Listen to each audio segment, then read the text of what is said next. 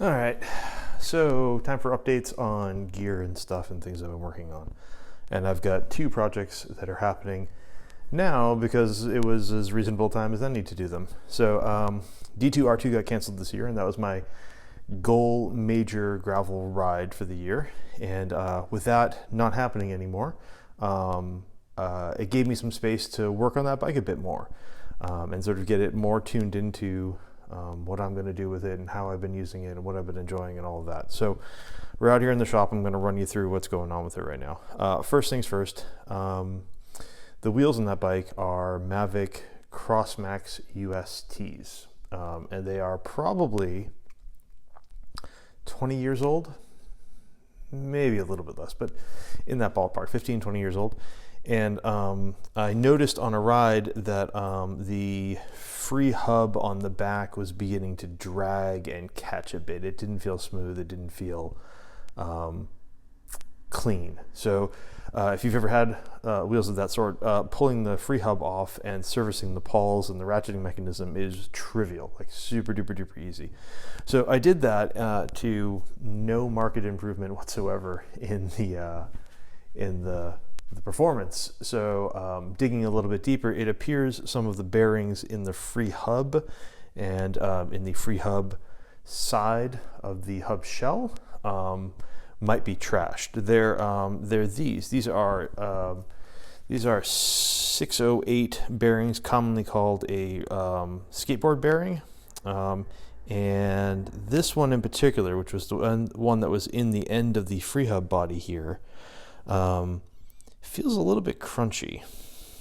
Doesn't feel quite right. So I've got some new ones of these on order. Those should show up today. I'll have to press the new one into here and then into the end of the free hub receiver on the hub here. So right into the end there, that's where the second one gets pressed.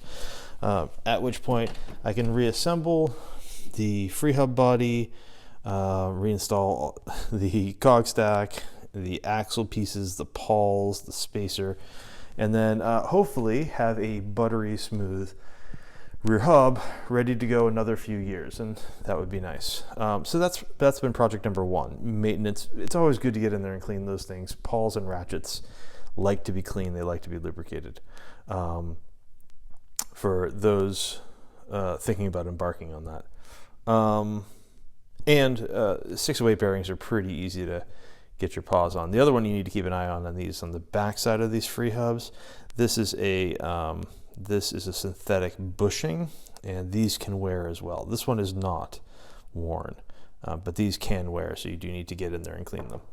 The other thing that I did is, so I'd been struggling with gearing on that bike a bit. Right now, it's got a 32 tooth, 44 tooth double front chainring. And unlike a lot of people who seem like, I know that 1X is like really hip and really popular right now. And I think there are some legitimate applications for that. And I think I understand a lot of that. But 2X can get you a wider gear range without having to resort to some of the funky cassettes and weird rear derailleur setups that people have been resorting to. And I don't find front derailleurs that bad. So I've been running 2X in that bike, but a 3244 with a 1132 8-speed cog stack.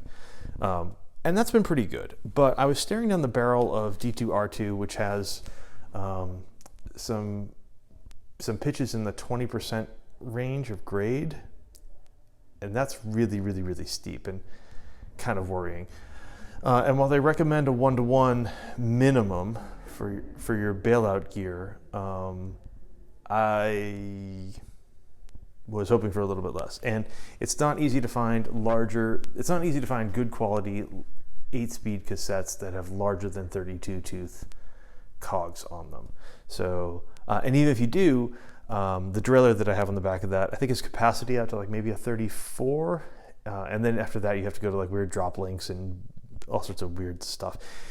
Anyway, it occurred to me that if I can't change the cog stack, maybe I should change the chain rings. And I have two things there. One, I cruise in that bike right now in the 44 tooth chainring in the front on the road.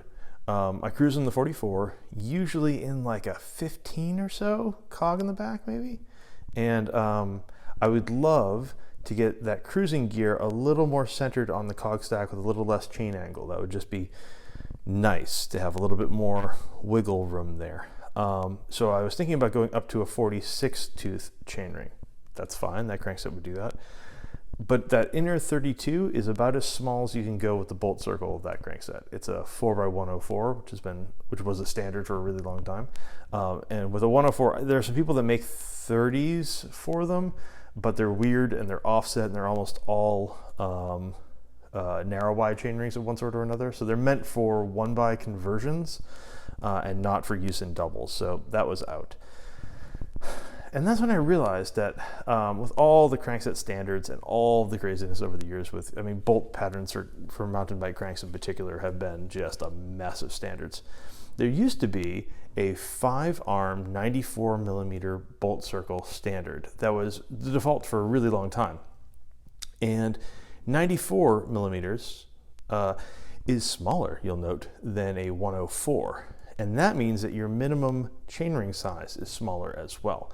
And it turns out I found that some people had made 29 tooth chainrings for that. So here's what we got. Back to the bench. This is going to be my new double. So this is a 46 tooth, 94 millimeter bolt circle, 46 tooth large chainring. And I happened to find one of those in a Vuelta, okay? So an SE Plus, so it's pinned and ramped. So in theory, the shifting will be a little bit better. More on that in a second. And then on the inside, I found an FSA, again, 94 millimeter bolt center, 29 tooth. And those bolt right up to this guy. This is actually a triple crank, but you just don't use the inners on these. Right, and you got this lovely looking double chainring. So now I've got a 29 by 32 and a 46 by 11 for extremities of my gear range, and I am pretty excited about that. That I think is going to get me more high-end bandwidth and range, which will occasionally be good. And when I'm puttering around off-road or slogging up god-awful hills, having a 29 tooth in the front and a 32 in the back, and that still gives me the ability to find maybe a 34 tooth cog stack for that bike, to have a significantly lower low end, and that will be good to have. So I'm pretty excited about that. And people are going to look at this and go, whoa, yeah, but there's a big gap between those. How's that shifting going to work? Probably not awesome, but it will also work. Right? Like a standard mountain bike triple crankset for years was running a 22, 32, 42, or 44 chainring. And the front derailleur had to handle the gap between the 22 and the 42. That's 20 teeth. This is less than 20 teeth. So it can handle that gap. I am sure the shifting will not be smooth and instantaneous and perfect under power, but honestly, this is not a racing bike and I'm not overly concerned about that. So I think it's going to be just fine. Other weirdness you might have noticed is that this is a Race Face North Shore DH crankset. It is 175 millimeters long, because all of my mountain bike cranksets are, and it is the unfortunately named ISIS crank bottom bracket standard. I do have a bottom bracket for that. I got to yank it out of a frame and swap that over. But honestly, like having these around, I mean, they are more weighty than like, I don't know, probably something like they're certainly more weighty than some carbon fiber cranks that I wasn't going to run anyway. But they're not as atrociously heavy as I sort of feared. I mean, they're still aluminum. They're not like a tubular steel crankset. So yeah, I think it's going to be a small trade-off in weight. They will certainly be stiffer, and I'm going to have more gear range, and that'll be really, really nice, and I'm pretty excited about that. And you'll have to excuse my mismatched chainring bolts on there because I didn't have enough double chainring bolts of any particular type to do a matching set, so they're mismatched. And I don't really care, but I'll probably do something about that at some point. Anyway, 2 projects in the works. Pretty excited about all that.